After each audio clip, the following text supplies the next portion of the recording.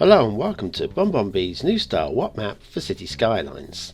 There are over 23,000 maps on the workshop now, and so choosing the right one for your new city is a huge task. So each day, Monday to Saturday, we'll review one, using our 5-star rating for aesthetics, detail and gameplay potential, awarding only the very best the coveted seal of approval. So join me, fellow Skylines explorers, as we venture to today's new land. Who am I? I'm BonBonB, and you are very welcome. Come here now, girl.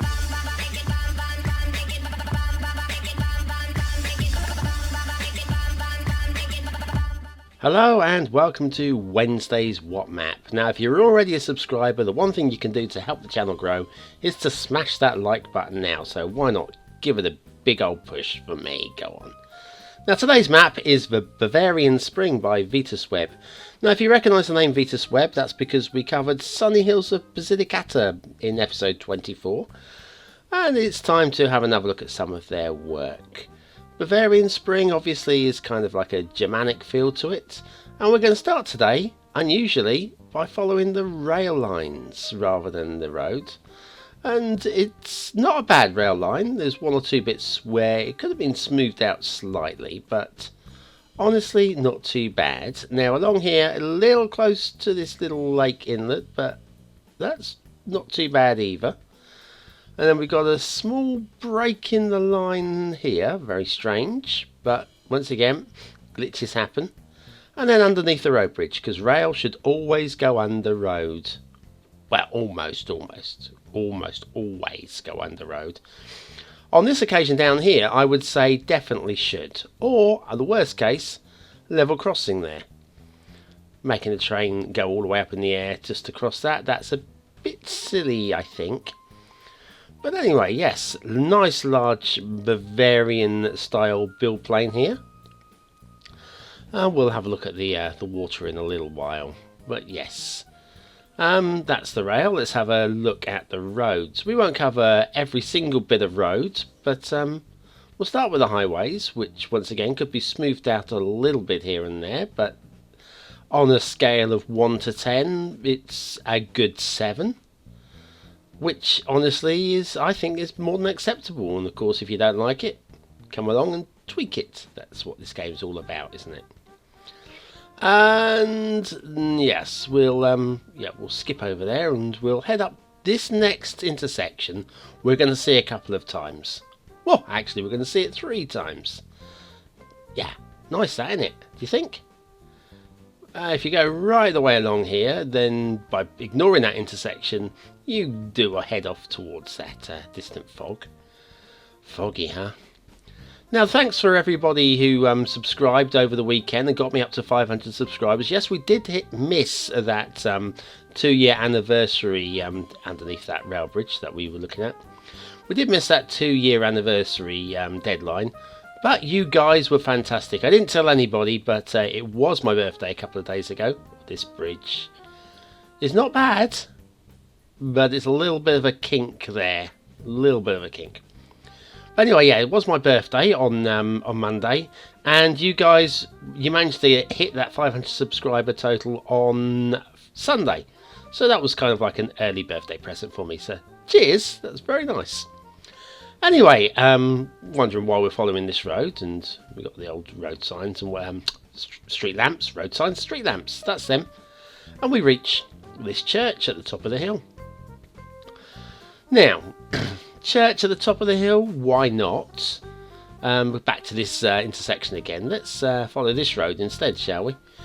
Yeah, so would I put a church at the top of the hill? Absolutely, possibly. Does this map really need a church at the top of the hill? Well, probably not. Having said that, without the church at the top of the hill, this is kind of just like a plain, ordinary map, really. Nothing really outstanding or super interesting about it. I mean, nothing wrong with it, but that standout thing that makes you go, oh, that's the map with the church at the top of the hill. You know, it makes you remember it. Pretty here, look at this yellow field, very nice. And guess what, we've got an even bigger church at the top of the hill. How about that? So like I say, does it really need the churches? No.